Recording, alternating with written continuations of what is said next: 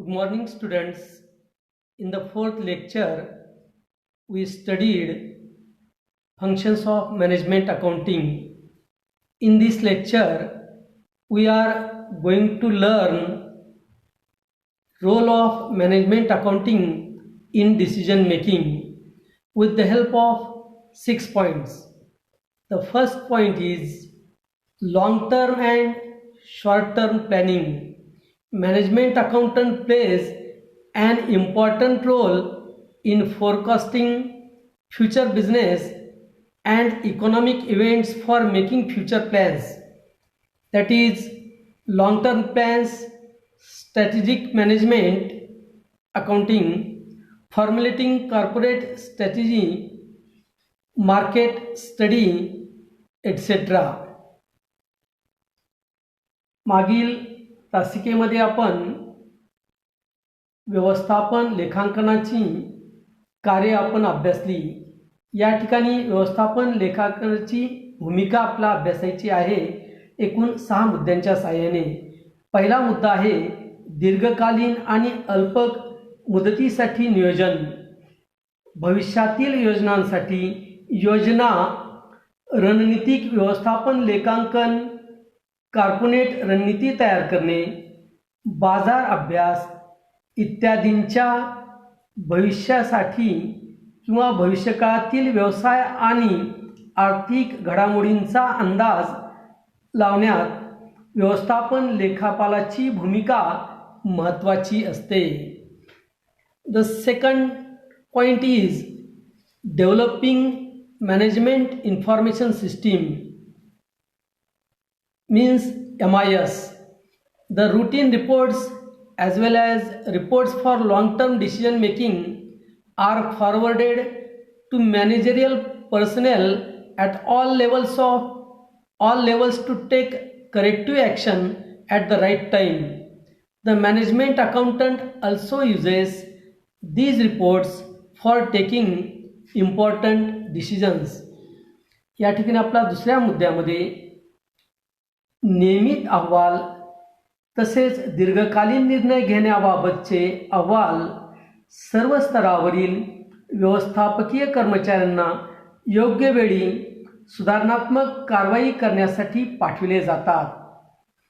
व्यवस्थापन लेखांकनाचे महत्त्वाचे निर्णय घेण्यासाठी या सर्व अहवालांचा उपयोग होतो. The next point, maintaining optimum capital structure.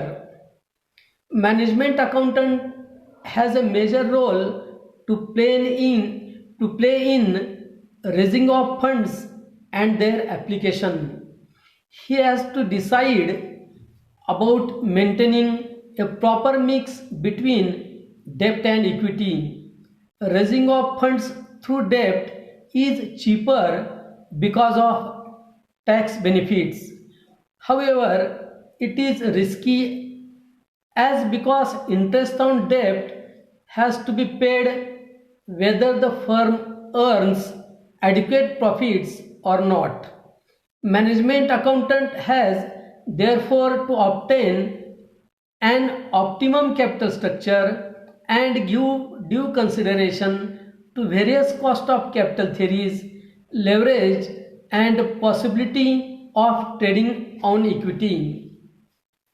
या ठिकाणी आपला या मुद्द्यामध्ये विचार करायचा आहे तो म्हणजे पर्याप्त भांडवलाची रचना राखणे.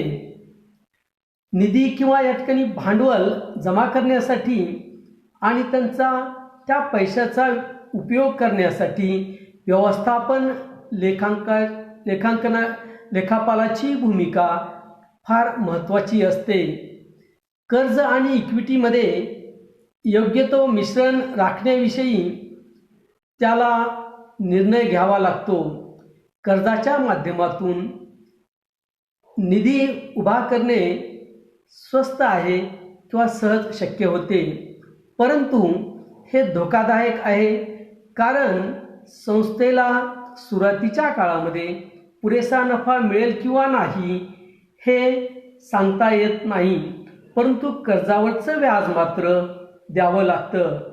व्यवस्थापन लेखापाल पर्याप्त भांडवल रचना राखण्यासाठी आणि भांडवली सिद्धांतांच्या विविध किंमती, लाभ आणि इक्विटीवरील व्यापाराच्या संभाव्यतेवर योग्य विचार केला पाहिजे. The next point is participating in management process. The management accountant occupies pivotal position in the organization.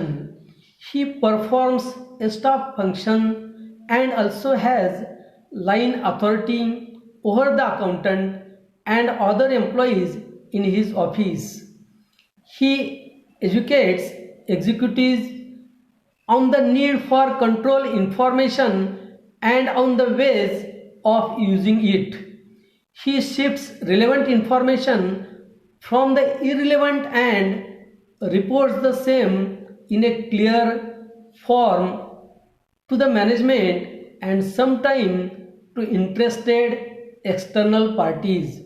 या ठिकाणी आपण व्यवस्थापन प्रक्रियेमध्ये असणारा सहभाग या मुद्द्याचा आपला विचार करायचा आहे.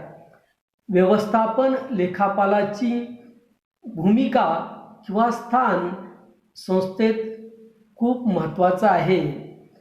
व्यवस्थापन लेखापाल स्टाफचे कार्य करतो आणि अकाउंटंट आणि त्याच्या ऑफिसमधील इतर कर्मचाऱ्यावरही त्याचा अधिकार असतो. तो अधिकाऱ्यांना नियंत्रण, माहितीची आवश्यकता आणि त्याचा उपयोग करण्याच्या पद्धतीबद्दल शिक्षण देतो. तो असंबंधितपासून संबंधित माहिती स्थानांतरित करतो आणि व्यवस्थापनाकडे आणि कधीकधी स्वारस्य असलेल्या बाह्य किंवा बहिर्गत पक्षाकडे स्पष्टपणे माहिती नोंदवतो. The next point is control. The management accountant analyzes accounts and prepares reports. Example, standard costs, budgets, variance analysis and interpretation. Cash and fund flow analysis, management of liquidity, performance evaluation and responsibility accounting, etc. for control. या ठिकाणी आपला पाचवा मुद्दा विचार घ्यायचा आहे, तो आहे नियंत्रण. व्यवस्थापन लेखापाल खात्यांचे विश्लेषण करतो आणि अहवाल तयार करतो. उदाहरणार्थ, प्रमाण परिव्यय, अर्थसंकल्प, तफावत किंवा विचरण विश्लेषण आणि व्याख्या, रोख आणि निधीप्रवाह विश्लेषण, तरलतेचे व्यवस्थापन, कामगिरीचे मूल्यांकन आणि जबाबदारी लेखा इत्यादी नियंत्रणासाठी. The last and most important point is decision making. Management accountant provides necessary information to management in taking short-term decision. Example, optimum product mix, make or buy, lease or buy, pricing of product, discontinuing a product, etc. And long-term decisions, example, capital budgeting, investment appraisal, project financing, etc. However, the job of management accountant is limited to provision of required information in a comprehensive as well as reliable form to the management for decision making purposes, but the actual decision making responsibility lies with the management. In other words, neither the management accountant nor the internal accounting reports can make the decisions for the management. या ठिकाणी आपला शेवटचा आणि सर्वात महत्त्वाचा मुद्दा विचार घ्यायचा आहे, तो आहे निर्णय घेणे. व्यवस्थापन लेखापाल अल्पमुदतीचा निर्णय घेण्याबाबत व्यवस्थापनास आवश्यक ती माहिती पुरवितो. उदाहरणार्थ, पर्याप्त उत्पादन मिश्रण, मेक और बाय डिसिजन, लीज किंवा खरेदी करणे, उत्पादनाच्या किमती, उत्पादन बंद करण्याचा निर्णय इत्यादी. आणि दीर्घकालीन निर्णय उदाहरणार्थ भांडवली अंदाजपत्रक, गुंतवणुकीचे मूल्यांकन, प्रकल्प वित्त इत्यादी.